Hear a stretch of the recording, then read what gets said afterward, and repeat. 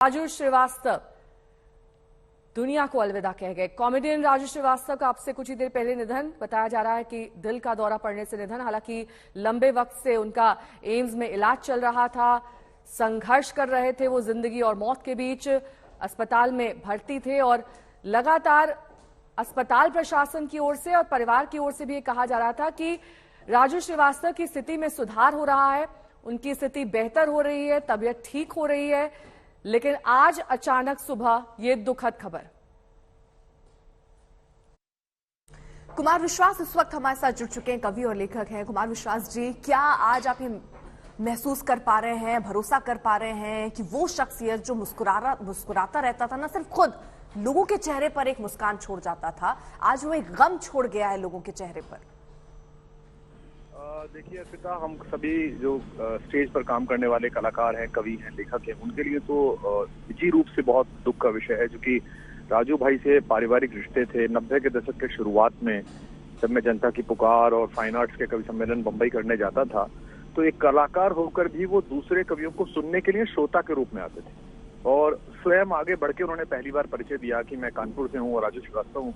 उस समय वो फिल्मों में छोटे रोल किया करते थे और कॉमेडी आर्टिस्ट भी थे, तो उनकी सहजता बहुत ज्यादा थी। और सबसे बड़ी बात है कि एक उम्मीद उन्होंने जगा दी थी कि वो लड़ रहे हैं, वो वापस लौट रहे हैं। और उन्होंने जीवन भर जो संघर्ष किया कानपुर से जाकर, एक सामान्य जगह से जाकर एक असामान्य चमत्कार किया, उसको एंजॉय करने के, उसके आनंद लेने के दिन उनके अब आए थे।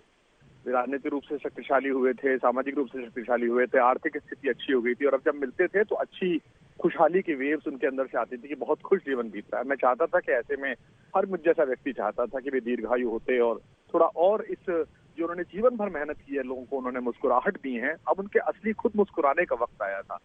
क्योंकि बहुत मशहूर एक स्टेटमेंट है चार्ली चैपलिन का कि मैं बारिश में टहलना चाहता हूं ताकि दुनिया मेरे आंसू ना देख सके। लोगों ने हंसते मुस्कुराते गजोधर को देखा है, लेकिन लोगों ने उदास और संघर्ष करते हुए, मेहनत करते हुए, उपेक्षा के थपेड़े खाते हुए राजू श्रीवास्तव को कम देखा था। हम उन कुछ लोगों में हैं जिन्होंने राजू भाई की इस जर्नी को शेयर भी किया है, पास से देखा भी है। तो बहुत ही मिसिंग एलिमेंट है। और खासकर दोस्तों की महफिल में शो के बाद, बेंगलोर में मुझे याद है शो था, शो के बाद लगभग उन्होंने 1 घंटे मेरे कमरे में, सारे हम लोग थे जितने भी परफॉर्मर्स थे, उनको जो हंसाया है आयोजकों की एक्टिंग कर करके कि देखो वो मारवाड़ी समाज में उसने कैसे एक्टिंग की और अध्यक्ष कैसे बोल रहा था, वो भाभी जी कैसे आई। बहुत ही बारीक ऑब्जर्वेशन। और भारत में हास्य प्रस्तुति को एक संस्थान के रूप में जिन लोगों ने खड़ा किया है, उसमें उनका सबसे बड़ा नाम है। वो एक तरह से लाफ्टर के अमिताभ बच्चन थे, जिन्होंने लाफ्टर आर्टिस्ट को एक पूरी जीवन दी है। आज इतने बड़े बड़े चैनल से प्रोग्राम चल रहे हैं, लोग अपना शो कर रहे हैं, एक बड़ी इंडस्ट्री को संजीवनी देकर राजू भाई गए हैं। तो उनका योगदान तो बहुत बड़ा है, लेकिन अल्पायु में चले गए, कम उम्र में चले गए, इसका बहुत दुख है। कुमार विश्वास जी, जो आपने एक बात कही यहाँ पर कि वो जब जंग लड़ रहे थे तो एक उम्मीद बन गई थी, क्योंकि डॉक्टर भी कह रहे थे वो ठीक हो रहे हैं, रिकवर कर रहे हैं, तो हर इंसान ये अच्छी खबर सुनना चाह रहा था कि वो ठीक होकर वापस घर लौट आए। लेकिन ऐसी खबर कल्पना से परे। देखिए अर्पिता, मेरी तो हिम्मत बिटिया से बात करने की, भाभी से बात करने की भी नहीं हुई। मैंने एम्स में पूछा जरूर, तो डॉक्टर्स ने मुझे सजेस्ट किया कि आप ना आए तो ठीक है, चल रहा है, इलाज चल रहा है। और हमने कलकत्ता में मैरियट में एक शो किया था बड़ा, उसको मैंने उन्हें डेडिकेट किया।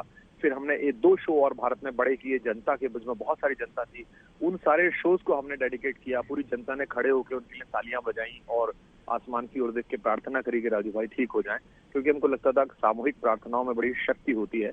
और उन्होंने हमारी प्रार्थनाओं का मान रखने के लिए संघर्ष भी किया। लेकिन मनुष्य का शरीर है और उसमें विज्ञान की जटिलताएं हैं। हम उन डॉक्टर्स का, एम्स का और तमाम प्रशंसकों के भी बहुत आभारी हैं जिन्होंने इस संघर्ष के समय में उस परिवार को और राजू भाई को हिम्मत दी। बाकी होनी को कौन टाल सकता है। मैं तो यही आशा करता हूं कि स्वर्ग में अगर जरा सा भी उदासी का कोई बादल होगा तो उसके खिलाफ मुस्कुराहट की रोशनी जगाने वाला एक मसीहा ऊपर पहुंच चुका है। हमारी क्षति हुई है, लेकिन भगवान के लोग को ये ठहाका, ये लाफ्टर मुबारक हो।